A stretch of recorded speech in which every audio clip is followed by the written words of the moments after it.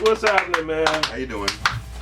All right, ladies and gentlemen, once again, we in the basement. That's BASSMINT, Reginald Canty's basement. About to do an interview with this fine bassist. Also in the house, we got with us sitting in, gonna help us out with this interview. What's your name, bro? Buckaroo Holmes.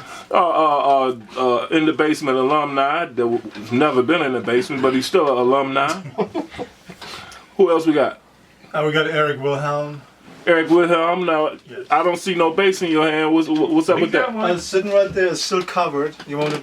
Oh, no, you ain't got to do it. But I just want to make sure, because that's the rules. How you got to have something with frets on it when you come in here. Yeah, all right, I got You got to have your flutophone with you. I didn't know. We also got Randy Lopez. Randy Lopez. Got my bass. You got his bass. Got first. And of course, we're in the basement of Mr. Reginald Canty. Man, it's over there.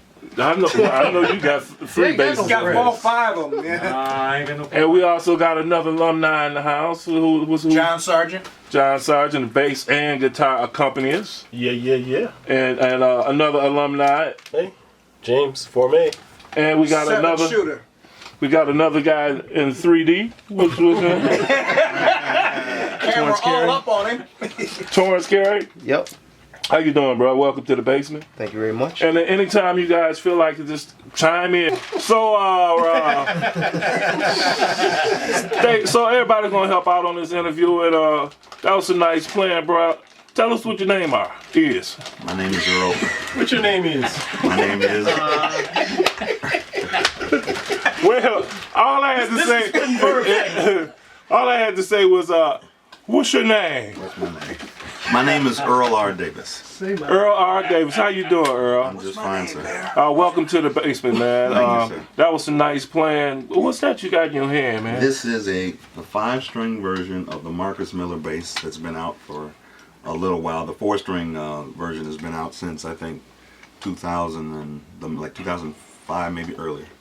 Well, it sounds good. I don't know if it's the This bass is or the if it's you. five. They haven't been out as long as the 4, but it's really nice. And do you play 4 strings as well? Oh yeah, absolutely. I miss playing 4. When I was like playing with bands and stuff like that, you know, they insisted on the 5 because of those dreaded synthesizers. You know, you had to go lower. So, but I love playing 4. Ooh, sound like you've been around for a while. Let me ask you this: when did you start playing the bass, and why? Why is that? Envy. I was about 14 or 15 years old. I tried to play guitar. Didn't work. And my best friend at the time was a drummer, and I envied him playing drums. And I would come over his house trying to play drums, and I asked my mother for some drums. She said no. You know, the usual story. Absolutely not. Yeah, absolutely not.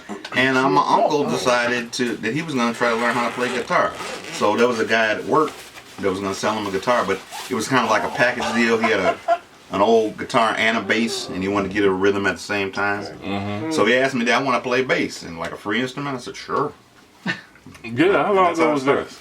This was, when I was 15, and I'm 51 now as of this past Valentine's Day. And do you remember what kind of bass it was? It was, you ever heard of a Magnum? Yes. Yeah, them old things, you know, warped. Tree you know. trunk. Still got it?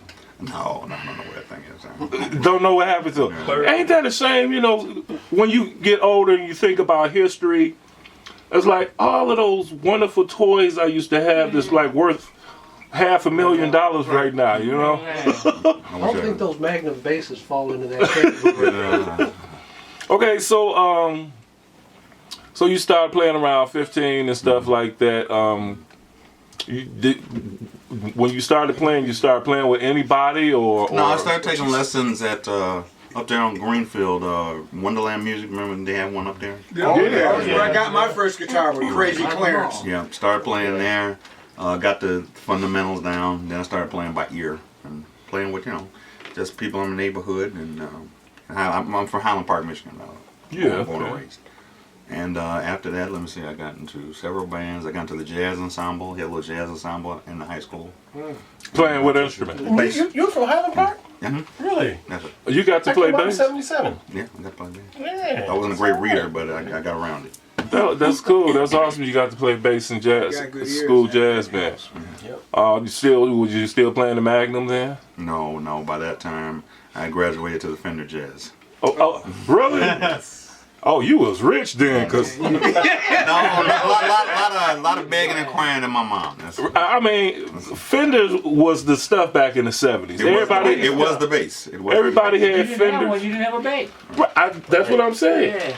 Fenders, I was jealous of Fenders and All Stars, the gym shoes. Yeah. My mother would never give me a pair of All Stars. Chucks. Two sets of colored strings and all that. $10 a pair. $10. Don't tell me you got the slip and slide SS Crescent. I just sure did. Yeah,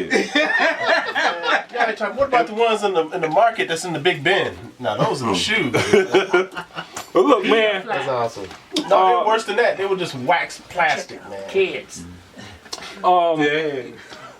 So, you know what? I got some questions I wanted to ask you, man. I met you last year at the Detroit Bass Fest 2012 in November. Only reason I'm saying all that because that's the only thing I remember. Everything else I'm gonna forget. So Yeah. It was kind of by accident. Yeah, we met and we didn't speak, but we met. We met. Indirectly, right? Directly, yes. I seen you there. I was like, "Who's that guy? He looks familiar and everything." After it was all over, and I looked at footage, and I was like, "That's Earl Davis." And I spoke to you. And you said, what did you say? I said, well, there was a guy messing with you. You were taking a well-deserved sit down on one of those big potted plants. And this guy came up on a forklift right beside him. He says, "Hey, get up off there! What are you doing out there? I'm trying to, keep this place clean." And he just went off on you, and you were just. And I was looking at you. I think my presence made you didn't want to hit this guy. I just, Yeah, and he don't know I got a bad back. That's why I can't get no bass jobs because I got a bad back. Bad back. But check this out. So I met you and I looked up some stuff and I seen some other things about you. You got a nice YouTube channel, man. Tell me what's the name of your YouTube channel? It's called MAXPROUD on YouTube. MAXPROUD, small letters, one word, MAXPROUD. And I just, you get the YouTube channel, you sign up free. And I didn't know what I wanted to do. I was just like doing interviews of people I knew who played and stuff like that. Then one day, I had bought me a Fender Mexican 70s jazz bass, the one with the vinyl trim like this one around, with a rosewood neck. And I said, I just turned the camera on and said, "Okay, we're gonna have a review time today." And I reviewed the bass and told everything about it, got into detail, and I got so many hits on that. Everybody's they're writing in and say, "Yeah, man, that's good bass," and blah blah. So I said, "Oh, maybe there's something there." So I kept going, and then my channel got a little popular. So. Right. You got over 1,000 subscribers on your channel. I've watched a couple of the videos, and often you have very interesting subjects like relationships and musicians. That was one of my favorites. Yeah, that's the one. Every once in a while, I'll break from the reviews and I'll ask a question. And one that I know you were particularly interested in about that, and got a lot of responses, were about relationships and your acts and your bass and your instruments, because I've heard all kind of stuff. I never really had a problem with it, but I heard all kind of stories about girlfriends, wives. They actually get jealous of the bass. Oh, yeah. And I got one. I asked that question and I got such a response, man. People saying that, from anger to understanding. I would date a woman that would understand that I'm a musician, and that we can get along like that. And then there was some angry people that said, I would never marry a woman that didn't like my bass or something like that. I mean, there was just a lot of different things. Well, and I like to present that same question here. Anyway, if you got a girlfriend that loves peanuts of any type, get rid of her. I'm telling you, she's taking the peanuts and putting them inside an acoustic guitar. Those shells will destroy acoustic guitar. You'll play a few times, but as that thing is moved around the whole nine, I don't know what those shells are doing. They will destroy that acoustic Who guitar. would do that? A girl that wants them all the time and nothing but the, it's crazy. Anyway, it will destroy the guitar. Wait, but my question is, how did she know that peanut shells would be the perfect guitar destroyer? I do not have a clue. And you all know- I know is that the reinforcements on the inside of the acoustic guitar, something with the acids or the glue or something, they came right apart. Now you know it's gonna be The oil. That's what it was. The peanut oil Rather oil. got to and the trusses came right apart. it's gonna be an epidemic of Acoustic instruments. Don't put that out there. Right. Right. how about yourself? You ever have any relationship problems with playing your instrument? No, not really. You let them in the house, right? I don't really. I mean, that's important to me, though. If this is something I love to do, so I don't see any reason why I would be bothered with someone that can't understand what I do. So I just move on if she doesn't. that's right. She's not into it. So you're not married, you don't have a girl. I'm not That's what I'm married. saying. Yeah, see, No, I'm not married. No. And then she didn't turn you out either. She didn't put it to you. John, any? My wife and I, we've been married happily 30 years, maybe 31, I can't remember. Uh-oh. She'll find out. Anyway, and don't ask me when I got August 21st. But she knew I was a musician, and she calls my instruments names like the other woman, get her off, get out of the room, or There you go. well, why don't you go move old firewood over that way? But no, she appreciates what I do, and and she knows this is one of the things that I like to do. So but she's happy with it. But then I also have to make time for my family. You gotta, Yeah. Right. Makes sense. Yeah. Absolutely. happy wife, happy life, man. That's what it's all about. Any of you guys? Any input in Well, relationships? I got an ex-wife, and a lot of it had to do with music. Really? She essentially made me choose. And it's like, wow. But then again, I remarried, and she's been good with it ever since. And she realizes it's an extension of my personality. Well, And that's it. You're a package, man. It's not an individual thing. well, me personally, I was married once, and I did a album, and my wife sung on the album with me. She was very supportive, but during the album, stuff started getting successful, and we broke up during this time. And the weird thing about doing this album, if you want to check it out, it's a rap album. I used to be a rapper back in the day. It's called Big Ivan and Just What You Need. One of the songs is called I'll Get Over It, and it's about me getting over losing my wife, and she's singing on it. She's singing on it about herself. We leaving each other and stuff. She know it at the time? Yeah, Okay. yeah. But the crazy thing is, Oh. relationships can play a lot of times play important role on the development of your music. I don't want to say career, but your life of music, being a musician. Vice versa. Yeah. Yep.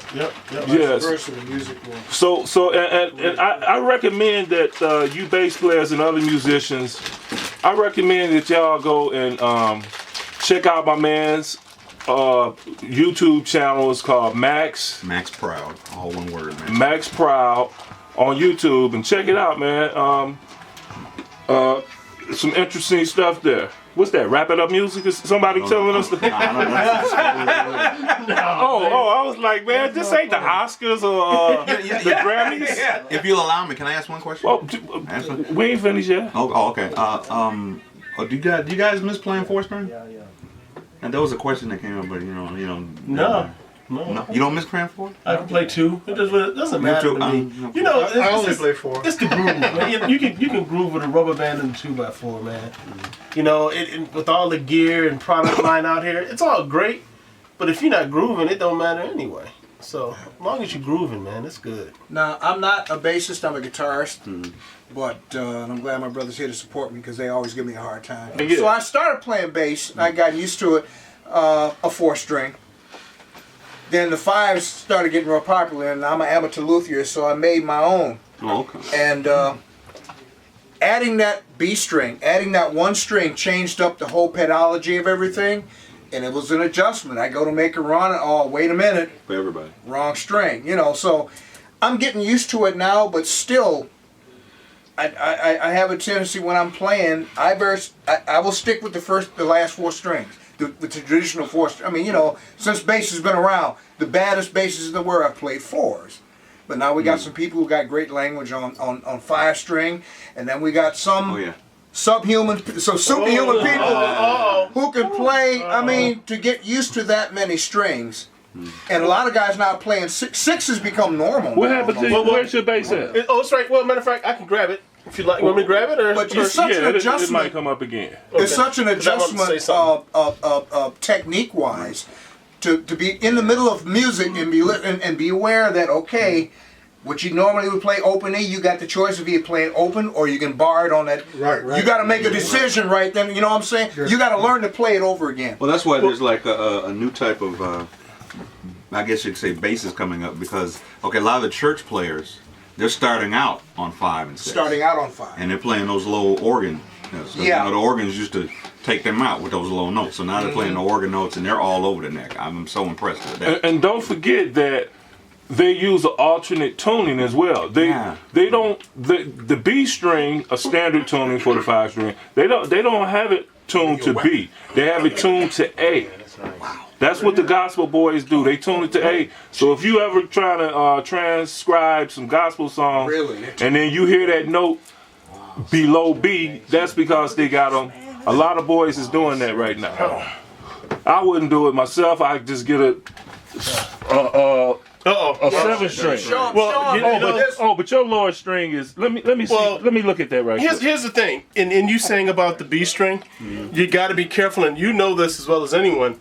Controlling that B is dangerous too. You can't just jump on it. No. When you're going into the notes, you have to relax into it because the B will naturally take care of itself, and it will throw big time. And even though that's a 7 string, your lower string is B. I am B. Right. Well, now you know nowadays they got boys doing the F sharp, like our boy Jocko. Well, yeah. This B will go F sharp. I did happen to see a 7 string with the hip shot on the B, and it went F sharp, and you got F. So they will do that. And guys like Matt Garrison, they'll fool you. They'll run a low D, but run C on the G. On the 5 string. On the 5 string. Yeah. So now that's a whole different range again.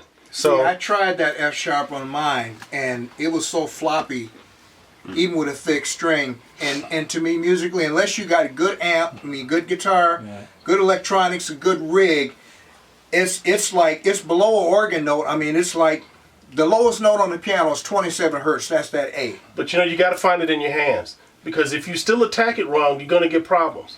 Not on that, but to me it was so low, it didn't seem musical. Again, that's my opinion. Well, it depends on what you're doing with your hand with it. Because if you're doing a muted low F, I mean, just you can take a low F and mute it.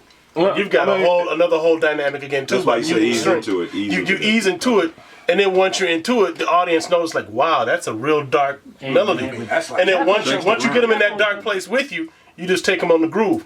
And again, you know, when you find in the groove, you can do your A groove, your D groove, your E groove. But when you go into the lower registers, you gotta introduce the low register to a person, then groove with it, opposed to jumping on it. And then you get all that fret noise and all the garbage. The other thing is, some of us can't hear a F sharp that low. Some of us can't hear it. Maybe that's my problem. You know what Jocko was talking about, a low B flat. Yes. The guys I'm playing. like, can I even hear that low? Guys playing those sticks have that on it.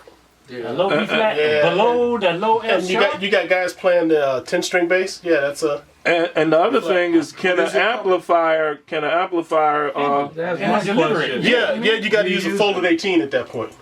right. They're using a folded 18. Because, you get some notes that don't even sound like notes. They sound like somebody with gas. Right. But again, if you're delivering I the hate to say that, but, Yeah. but if you're delivering the groove wrong, it doesn't make any sense anyway. True. I mean, like if you use it in a rock application, yeah, you're not going to hear it. But if you use it in a jazz application where the story is trying to tell something dark, the guy's not jumping on it. And they are using it. They are using the heavy metal. Right, and they're easing into it. I tried that and I just... Well, I mean, I got some dental floss. Yeah. So you started trouble now, man. No, that's what this is all about. That's my man's format. He have questions. He's curious about stuff. Again, I recommend you go check his channel out. Now, do you play with anybody or I stuff? don't play with anybody right now. I had to actually leave a band because I'm a Chrysler worker, and I'm on afternoons and Saturdays. Kind of got in the way. I'd have to take some days off and whatnot, and I was kind of hurting them, in a little way because they had like week gigs and everything. I said, and I was making nice sizable amount of money, so I had to leave. But that's why the MAXPROUD channel has been so good to me because I'm still you still get to do your thing. Well, and that brings up another point. Now you might have to add this to your as a piece of conversation. Job, a regular job versus trying to have a career in music. That's a tough one. Some of the bands I admire. I really admire the back in the day band.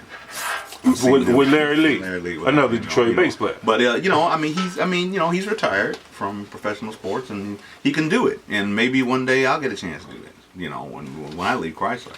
But right now it's just kind of impossible. That's kind of what I did earlier. I had to wait to leave my day job. And I want to do what I want to do, not what some club owner or what the industry or anybody demands. I'm gonna do what's in here. You know what I'm saying? And you got the internet. You don't have to look for your market. You can put yourself in a position where the market looks for you. Mm-hmm. And don't get me wrong. I mean, I love bass. I love music. But common sense and living has to take priority. The heat has to be on. Yeah. Yes. So. Okay. But however, if anybody else got any questions for this fine bassist, please feel free to chime in. I don't Anybody? have a question for you per se, but I have a question for everyone here. Are you guys the same? Like I have a full-time job too, and for me, it's the only way I'm able to eat. Right. Otherwise, if I decide to go and try to do music full-time, the amount of money you make versus the work. I mean, a lot of money I pay for this guitar and all that. You look at all the things you have to do, maintenance and all that stuff. I mean, how are you guys living? Is anyone down here doing it full-time? Or everyone else? Because I'm the same as him. I have a job. I work at Lear Corporation. Yeah. And I feel like I'm... Telegraph? Yeah. Oh, okay. I work full time U of M, and I got to pay the bills and all that. I've been there for 30 years too. Well, this is the. I can say that this is the episode of The Basement where none of us are currently doing that for a living. I did it for a living for a couple of years. Reggie did it for a living. We toured and did stuff. 2009, I went on tour. And that was my only job, playing music and teaching and stuff and selling pills. And no, I'm just kidding.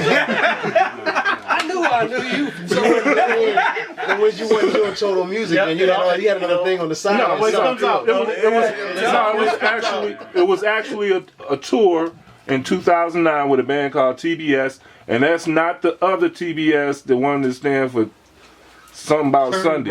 Turner Broadcasting. No, it was Tyrone's Blues Sensation.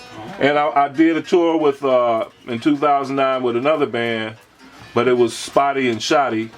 And it paid the bills when I was living in Ohio and I got evicted. So what'd that tell you? Wasn't paying all the bills. Wasn't paying enough, right? It wasn't paying enough. It was like eat or pay rent. It's like eat or have a roof over your head. I'd rather eat and live with somebody, but that's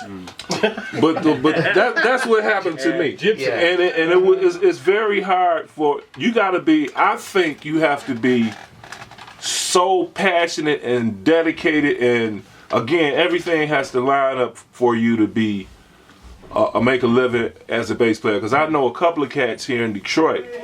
That's all they do all day long, and the gigs just happen to. In fact, I think they get too many gigs. I'm thinking about stepping my game up to be a standby. You know what I'm saying? Mm. So it's still some work out there. You know what I mean? Now, are you considered, in your opinion, a real musician if you're not starving? I know they used to be the mentality at one time, Well, they have different classes of musicians. They have like pro, and they have semi-pro, and I'm like, what's semi-pro? pro. The truth is, the honest truth is, if you're getting paid, you're a professional. It's as simple as that. Because I was going to interject. Of all the gigs I've done, I've never not had a job and played. I've always had something on the side. Right. So that I mean, is that semi-pro? What they call I guess semi-pro? that's semi-pro. Yeah, if you're not doing it completely. Right. So I mean, it's a difference. You know, it's like is there a part-time basketball player where you playing for the Detroit Pistons part-time and working at Kroger's? Well, they salaries is. Well, hey, you know, you laugh, but There's a big misalignment well, there. Kurt Warner did that. He won a Super Bowl, right? He was actually a baggage guy at a supermarket and playing an arena football league. Oh yeah, he was playing the ring. So he kind of was a part-time football player and working at Kroger's. And was that considered semi-pro? Or was that pro? That was the XFL, right? I like what you said. That's a guy with a lot of humility. I'll tell you. If you get paid for playing music, even if it's once a month or twice a day or whatever, to me, you're professional in that you're good enough to earn money, you know. And I say, like, I'm a basement musician. In fact, a lot of you guys here are, but your talent on your acts, as far as I'm concerned, you guys must be playing every night, you know. So it's technically you're right. If you get paid for a gig, you're professional, and you're good enough on the acts that if you're not playing, you can instruct somebody. In other words, you can go to any gig and do it. Now, speaking of that, it's guys that you may not have. It's guys you've heard of. You know, when we ask who's your favorite bassist, those are people you heard of, and you call them pros. But you got guys like, if I could just name. There's some non-pros out there. No, what they play for a living. Yeah. Well, they pros, but Right. but they not heard of pros. You know, so What's Hadrian Farad? I don't know if you guys are familiar with him.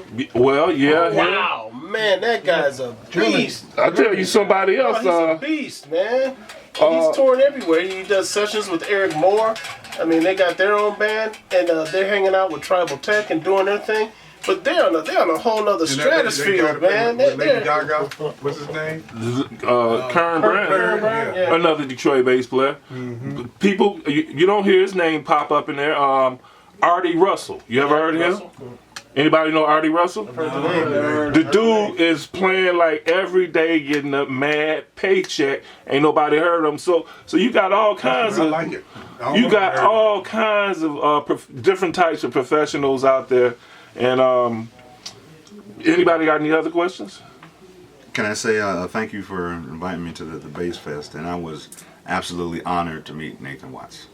Absolutely honored. I really was. Another Detroit bass player. Is that all who you got to meet up there? I got to meet all of y'all. I got to what is my man's name? Is his name Curtis? Curtis Mayfield? No. I just brought that out. No, I didn't want to mention. I mean, he plays with one hand. Oh, Bill Clements. Clements. There we are. Yes, man, he's a beautiful guy. He's from Lansing, is he? Grand Rapids or something? It starts with an M, I think. Yeah. Mount Clement. Well, I could be getting it mixed up with his last name, Clements, Mount Clements. but yeah, he gets down, man, with one hand. Nice guy. If y'all want to check out these two bass players he was talking about, go back and look at And Jocko the Third. Oh yeah, Jocko 3X. Go back and look at the Detroit Bass Fest footage and stuff like that on I got some on mine and his. On my YouTube channel or his YouTube channel. I don't mind sharing, man. When we got instructors on here, you know, it's enough room for all of us. Do you teach? I've never taught. I've just showed people stuff and all that, but I've never professionally taught. This is something I'm considering. You might want to consider that, because I'm considering getting me up another channel similar to yours. Right. But anybody else got any questions for this fan basis? Nice meeting y'all. Is there anything you'd like to say in closing?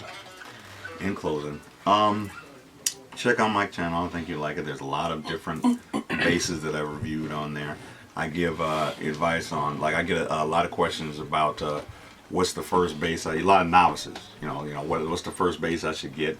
And you know, and I give them my advice. You know, there's a lot of if you can't afford something really well, you can always go to Ibanez. Ibanez, I mean, the Japanese, man, they make tons of basses that are quality, that are cheap. Yep. It's amazing what they do. No They'll more- take no more our work. products and make them better. Right. Okay. Well, that's only because we don't want to work for 5 cents an hour. You know what I'm That's saying? right, that's I'm right. exaggerating about the price, but that's the problem with America. We, Oh, yeah. you know. But anyway, let's get off the subject, man. Well, I have a question.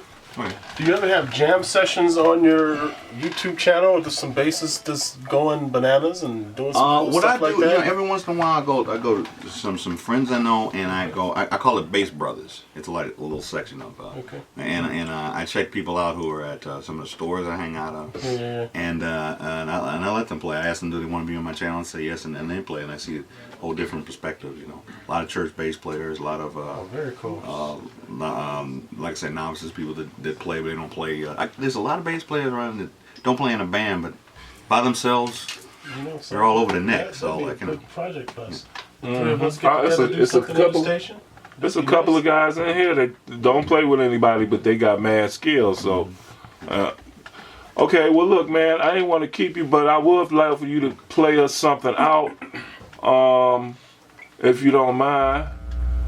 So, ladies and gentlemen, Mr. Earl Davis, thanks for coming out, man, hanging out with us. Yep.